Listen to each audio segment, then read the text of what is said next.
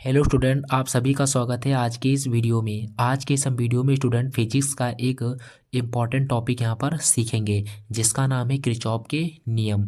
ये जो टॉपिक है स्टूडेंट, ये बोर्ड की दृष्टि से मोस्ट इम्पॉर्टेंट टॉपिक है क्योंकि यहाँ पर इनके नियम या तो इनके नियमों पर आधारित न्यूमेरिकल्स हर वर्ष बोर्ड की परीक्षा में पूछे जाते हैं।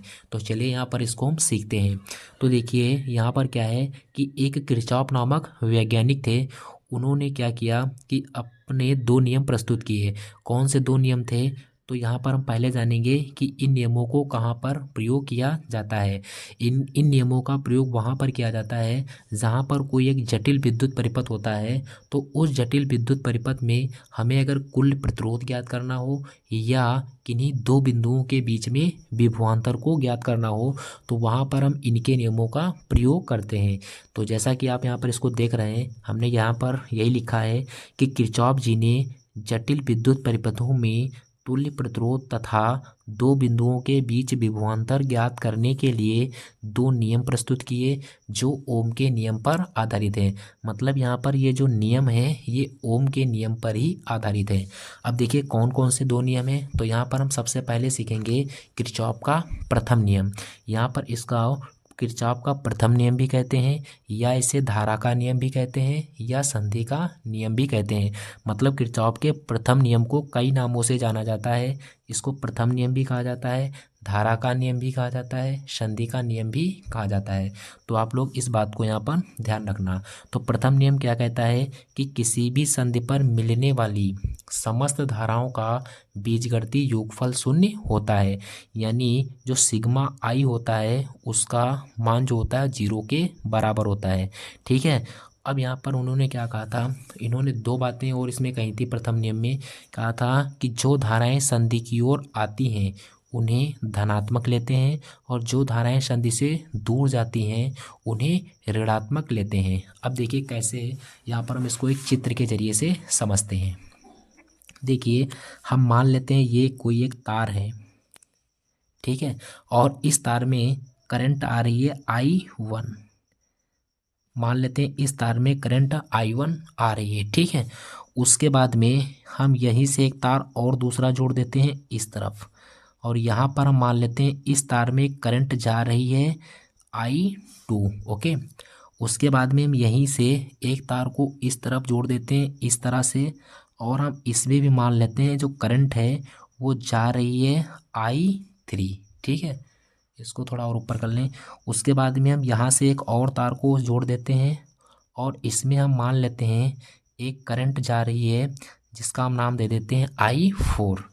उसके बाद में एक तार हम यहाँ से इस तरफ हम इसमें जोड़ देते हैं इस तरह से, और हम मान लेते हैं कि करंट जो है उसमें आ रही है I5। ठीक है। तो यहाँ पर देखिए क्या है कि सभी धाराएं एक बिंदु से होकर के गुजर रही हैं। वो देखिए ये वाला बिंदु है, तो इसी बिंदु को स्टूडेंट कहते हैं संधि।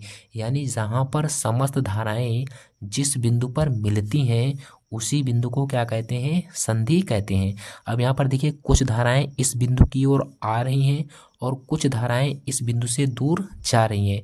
तो इन सभी धाराओं का जो बीजगणितीय योगफल होता है वो शून्य के बराबर होता है और यही किरचॉफ का नियम कहता है। ठीक। तो यहाँ पर देखिए किस तरह से हम यहाँ पर इसको सॉल्व करते हैं। तो देखिए ये जो धारा है I1, ये देखिए संधि की ओर जा रही है। तो यहाँ पर देखिए मैंने लिखा था जो धाराएं संधि की ओर आती हैं उन्हें धनात्मक लेते हैं। तो ये देखिए धारा संधि की ओर आ रही है तो इसको हम धनात्मक में लिखेंगे, यानी I1 ये प्लस का हो गया। फिर प्लस का चिन्ह लगाएंगे ब्रैकेट। उसके बाद में देखिए ये तब धारा I2 जो है ये देखिए संधि से दूर जा रही है। तो यहाँ पर देखिए मैंने लिखा था जो धारा संधि से दूर जाती हैं उन्हें ऋणात्मक लेते हैं। तो ये जो I2 है इसको हम लेंगे ऋणात्मक में। ओके। फिर यहाँ पर प्लस का चिन्ह लगाएंगे। उसके बाद में देखिए I3, तो I3 भी देखिए धारा संधि से दूर जा रही है तो इसको भी हम लिखेंगे ऋणात्मक में। तो ये हो गई माइनस में I3 प्लस। उसके बाद में I4 देखिए संधि से दूर जा रही है तो I4 भी माइनस की हो जाएगी। अब देखिए I5 जो है ये संधि की ओर आ रही है तो इसको हम लिखेंगे प्लस में। तो I5 प्लस और इन सभी का जो बीजगणितीय योगफल होगा वो शून्य के बराबर होगा। ठीक है, अब यहाँ पर इसको हम सॉल्व कर लेते हैं।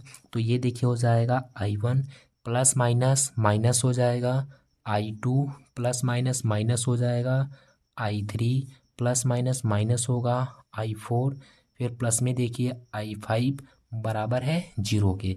अब देखिए ये माइनस वाली सभी धाराओं को बराबर के उधर भेज देंगे।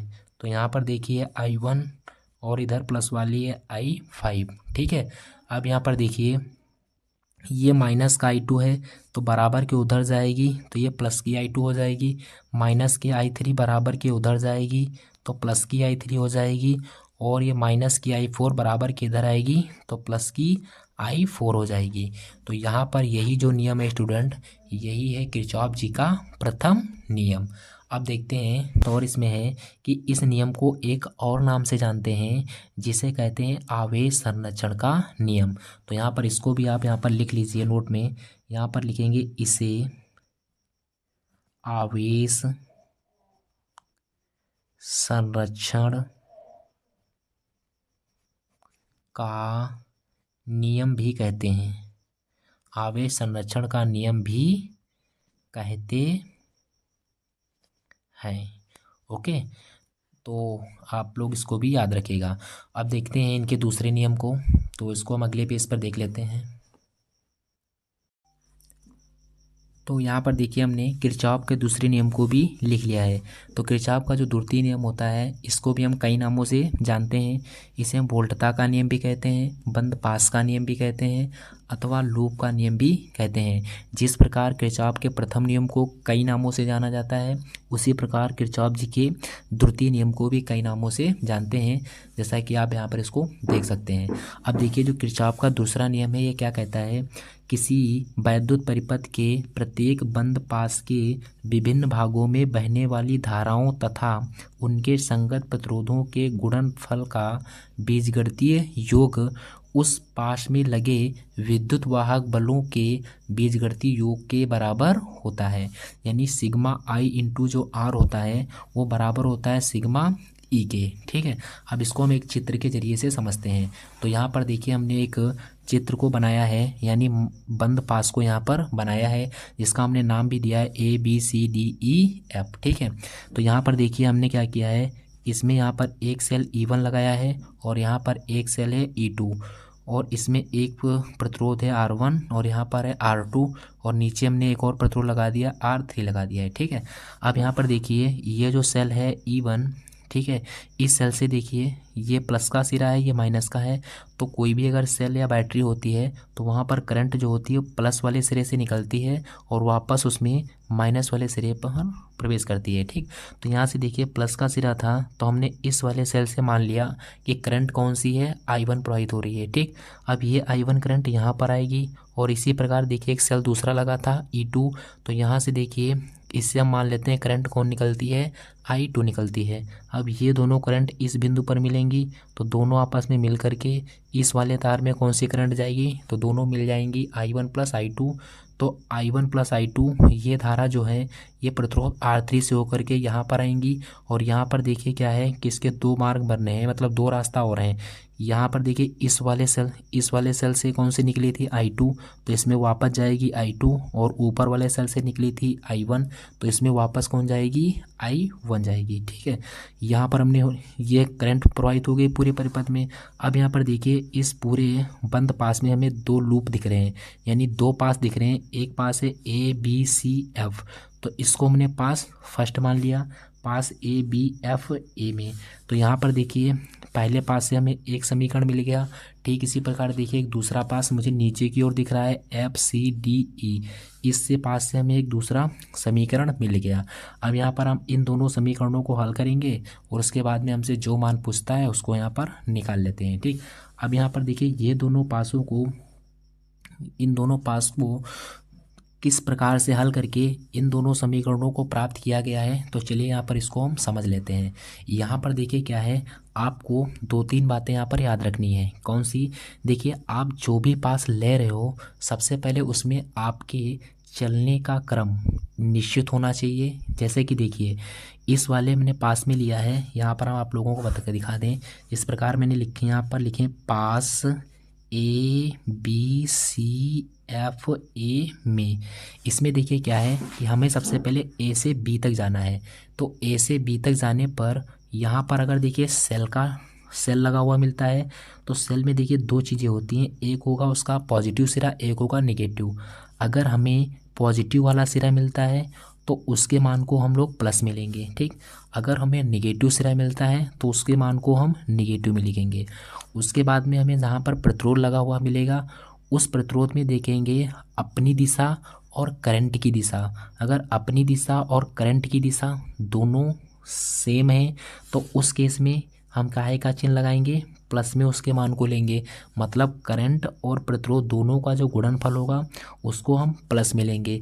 अगर विपरीत है, करंट की दिशा और अपनी दिशा दोनों की क्या है, अपोजिट है, तो उस समय हम दोनों का जो गुणनफल लेंगे वो माइनस में लेंगे। अब देखिए यहाँ पर कैसे, तो यहाँ पर हम लिखें सबसे पहले पास ABCFA में, यानी ABCFA में। तो इस पास में देखिए हमें ए से पहले बी तक जाना है, तो ए से बी तक जाने पर मुझे एक सेल लगा हुआ मिला है E1। तो यहाँ पर हम E1 जो मान लेंगे वो प्लस में ले लेंगे, ठीक। उसके बाद में देखिए ये सब सॉल्व हो गया। उसके आगे देखिए एक प्रतिरोध लगा है R1। तो प्रतिरोध R1 में करंट देखिए हमारे चलने की दिशा इस तरफ है और करंट हमारे विपरीत आ रही है, तो हम इन दोनों का जो गुणनफल लेंगे उसके आगे माइनस का चिन्ह लगाएंगे। तो I1 और माइनस में हो गया। फिर यहाँ से ए से बी तक सलूशन हो गया। अब बी से सी तक आना है तो कुछ नहीं लगा, छोड़ देंगे। अब सी से मुझे फिर अब तक आना है, तो सी से अब तक आने पर मुझे पहले देखिए एक प्रतिरोध लगा मिला है R2। तो प्रतिरोध में देखिए करंट की दिशा और अपनी दिशा सेम है, तो यहाँ पर क्या हो जाएगा, इसका मान प्लस में लिया जाएगा। तो यहाँ पर हो जाएगा I2 और R2, ठीक। उसके बाद में देखिए ये सरल हो गया। फिर आगे देखिए सेल लगा है E2। तो इस सेल में देखिए मुझे कौन सा, सी से अब तक आने पर मुझे कौन सा सिरा मिल रहा है, निगेटिव मिल रहा है। तो E2 को यहाँ पर हम निगेटिव में लिखेंगे।